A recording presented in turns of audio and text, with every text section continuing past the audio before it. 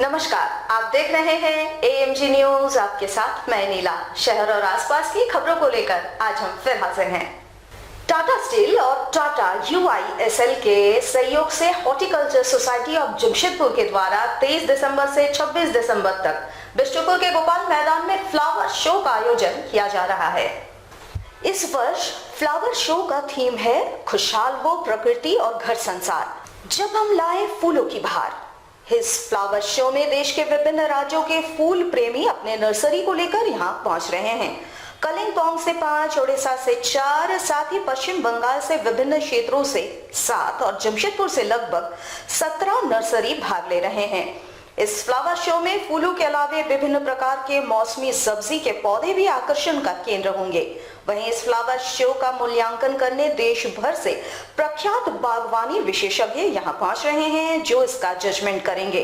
Flower show में स्कूली बच्चों को विशेषकर छूट दी जा रही है। वहीं इस बार भी फ्लावर शो का टिकट 10 रुपए रखा गया है। गोपाल मैदान में 23 to 26 ऑफ दिसंबर तक फ्लावर शो का ऑर्गेनाइज किया गया है और इसमें हमारी जो थीम है जिस पे आधारित वहाँ डिस्प्ले होंगे या जो भी वहाँ पे दिखाया जाएगा वो होगा खुशहाल हो प्रकृति और घर संसार, जब हम लाएं फूलों की बहार। इस पे आधारित ये 4 दिवसीय कार्यक्रम हमारा होगा। हर साल की तरह इस बार हमने टिकट का दाम वही रखा है जो कि 10 रुपये है और जो हमारे कंपटीशन एरिना को 2 भागों में बांटा है और इस बार 25 की जगह हमने 33 नर्सरीज रखे हैं और इस बार नर्सरीज में कालिम्पोंग से, कोलकाता से, शायद आसाम से भी 1-2 नर्सरीज आ रही हैं। हम थोड़ी सी कंफ्यूजन है इसमें। और नर्सरीज के अलावा हम लोग नर्सरी मैन के रहने का भी हम लोगों ने इंतज़ाम किया है, जो कि उनके इस ठंड के मौसम में उन्हें कुछ परेशानी ना हो। और इसके अलावा हम 24 दिसंबर को एक ड्राइंग कंपटीशन हर साल की तरह ऑर्गेनाइज किया जा रहा है, जिसके जजेस भी हमारे बाहर से ही आ रहे हैं और इसमें स्पेशल बच्चे हैं जो 50 की तादाद 50 होंगे, वो पार्टिसिपेट कर रहे हैं। और फूड स्टॉल्स हैं ताकि जब लोग आएँ तो उन्हें किसी चीज़ भूख लगे या एक पिकनिक की तरह हमारे फ्लावर शो को ऑर्गेनाइज करें। सरायकेला पुलिस को बड़ी सफलता हाथ लगी है। पुलिस ने अपराध की योजना बनाते कुख्यात सागर लोहार सहित 4 शातिर अपराध कर्मियों को गिरफ्तार कर न्यायिक हिरासत में भेज दिया है। पुलिस के गिरफ्त में आए 3 अपराधियों में अपराध कर्मी बबलू दास, भट्टा लोहार उर्फ राजू लोहार और भोलू उर्फ तारनी दास शामिल है। पुलिस ने सागर लोहार के पास से 7.62 mm का पिस्तौल, 4 राउंड जिंदा कारतूस और 2 स्मार्टफोन, भट्टा लोहार के पास से 7.62 mm का पिस्तौल, 4 राउंड जिंदा कारतूस और 1 मोबाइल, बबलू दास के पास से 7.62 mm का पिस्तौल और भोलू उर्फ तारनी के पास से एक देसी कट्टा, 0.315 बोर का 2 जिंदा कारतूस और 1 मोबाइल फोन बरामद किया गया है। एसपी डॉक्टर विमल कुमार ने बताया कि उन्हें गुप्त सूचना मिली थी कि कुख्यात अपराधी सागर लोहार किसी आपराधिक घटना को अंजाम देने के फिराक में है, जिस पर एक टीम का गठन किया गया, जिसकी निगरानी सरायकेला के प्रभारी एसडीपीओ चंदन वत्स कर रहे थे। टीम में सरायकेला, गमरिया, राजनगर और आरआईटी के थानेदारों के साथ ASI Prakash Rajak, Durga Tirkey, James Ekka, constable Rajesh Oraon, Subhash Mahto, Salan Luhan, Yakub Kundlana और उमा शंकर को शामिल किया गया था। सभी के सामूहिक प्रयास से ये सफलता हाथ लगी है। उन्होंने बताया कि अपराध कर्मी सागर लोहार के खिलाफ 27 केस और भट्टा लोहार के खिलाफ 7 मामले दर्ज हैं। उन्होंने इसे बड़ी कामयाबी बताया। सरायकेला से सागर लोहार और भट्टा लोहार उर्फ राजू लोहार, इन दोनों की गिरफ्तारी की गई और उसके बाद इनके कन्फेशन पर इनके की और भी क्या इन्वॉल्वमेंट है, कौन कौन किसी घटना को अंजाम दे सकते हैं, तो इनके पास से सागर लोहार के पास से 7.62 mm का पिस्टल, 4 राउंड जिंदा गोली और 2 स्मार्टफोन बरामद किया गया। साथ ही अभियुक्त भट्टा लोहार के पास से भी 7.62 mm का पिस्टल, 4 राउंड जिंदा गोली और एक मोबाइल बरामद किया गया। और इनके निशानदेही पर, इनके आगे जो कन्फेशन पर लीडिंग टू रिकवरी में जो इनको सप्लाई करता था या इनके साथ जो कार्य योजना बना करके घटना को अंजाम देने की जो इनकी मंशा थी, उसके आधार पर बबलू दास को भी गिरफ्तार किया गया।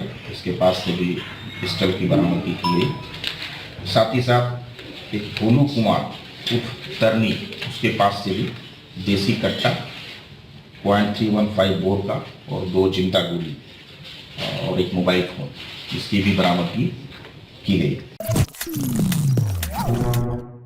लगातार कोर्ट में बढ़ते आपराधिक घटनाओं को देखते हुए जमशेदपुर पुलिस अलर्ट मोड में है। शनिवार को एसएसपी किशोर कौशल, सिटी एसपी सहित जिला पुलिस के तमाम अधिकारियों ने जमशेदपुर व्यवहार न्यायालय की सुरक्षा का जायजा लिया। साथ ही पब्लिक और पुलिस रिलेशन को लेकर भुयाडी बस्ती समेत बस स्टैंड तक पैदल मार्च भी किया।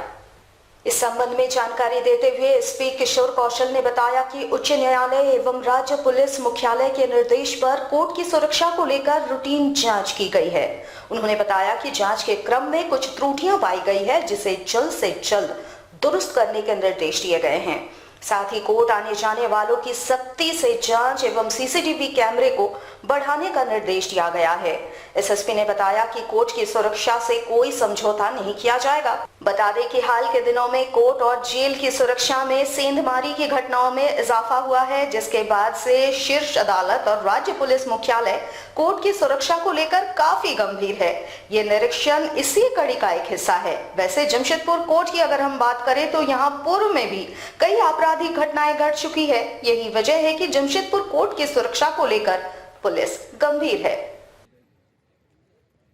दिशा निर्देश भी माननीय उच्च न्यायालय का भी है और पुलिस मुख्यालय के स्तर से भी इसकी मॉनिटरिंग होती है। और डिस्ट्रिक्ट लेवल पे जो हम लोगों के स्तर से जो कमेटी बनी हुई है, उनके द्वारा मंथली सिक्योरिटी ऑडिट कोर्ट्स का किया जाता है। जो भी कोर्ट की जो एंट्री एग्जिट पॉइंट्स हैं या कोर्ट का जो पेरीमीटर वॉल है या जो फ्रिस्किंग का जो सिस्टम है वो मुकम्मल तरीके से, सीसीटीवी का जो सिस्टम है वो मुकम्मल तरीके से काम करता रहे और उसमें अगर कहीं और उसको बेहतर बनाने के लिए फेरबदल करने की आवश्यकता है तो वो भी समयानुसार होता रहे। इसी निमित्त जो है पूरे कोर्ट परिसर का एक प्रकार से जायजा लिया गया है।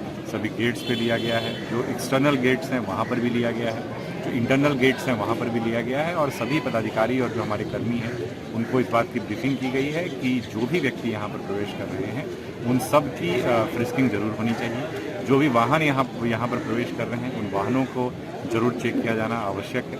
साथ ही साथ बाहर से कोई क्रॉस करके अंदर ना आ सके वो भी सुनिश्चित करने की आवश्यकता है। वही कोर्ट बहुत इंपॉर्टेंट है और डिस्ट्रिक्ट एंड जो सेशन कोर्ट जो हर एक डिस्ट्रिक्ट में होते हैं, जमशेदपुर जिले में भी जिस प्रकार से है, तो वहाँ पर किसी प्रकार से कोई अप्रिय घटना ना हो सके, कोई किसी प्रकार से आपत्तिजनक सामान लेके अंदर ना जा सके, इसके लिए जो है पुलिस लगातार प्रयासरत है और लगातार काम कर रही है।